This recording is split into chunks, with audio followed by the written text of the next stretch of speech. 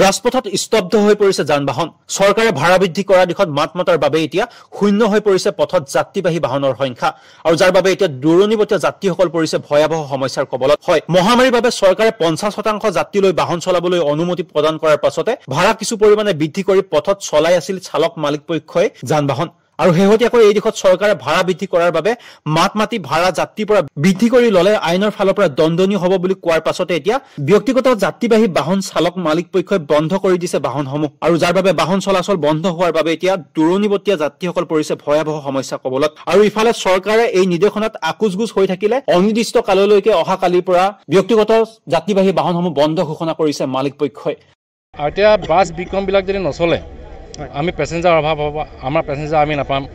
কাৰণ বাছবিলাক চলিলেহে পেছেঞ্জাৰটো আমি পাওঁ আমি তিনিআলিৰ পৰা ধৰি লওক AMCC লৈ যাওঁ যিবিলাক মেডিকেলৰ পেছেঞ্জাৰ আহে বা অন্যান্য ধৰণৰ পৰা পেছেঞ্জাৰ আহে সেইবিলাকে আমি কৰি আনো বাছ ডাঙৰ গাড়ীবিলাক যদি নচলে আমি কেনেকৈ চলিম আমিওতো পেছেঞ্জাৰ নাপাম এতিয়া বিক্ৰম এখনত যদি পেছেঞ্জাৰ লৈ আনে নমাই দিয়ে সেই পেছেঞ্জাৰখিনি আমি মেডিকেল গেটৰ পৰা ধৰি লওক AMCC কেম্পাছৰ ভিতৰত সুমিয়াই দিওঁ য'ত যায় এতিয়া এপে বিক্ৰমবিলাকে নচলে তেতিয়াতো আমিও পেছেঞ্জাৰ নাপাম এতিয়া বাছবিলাক নচলিলে এপে বিক্ৰমে পেছেঞ্জাৰ নাপাব এপে বিক্ৰমে পেছেঞ্জাৰ নোপোৱাৰ লগে লগে আমিও পেছেঞ্জাৰ নাপাম সেইটো কাৰণে কি কৰিছে এতিয়া গোটেই সংগঠনৰ লগত আমিও সহযোগিতা আগবঢ়াবলৈ আমি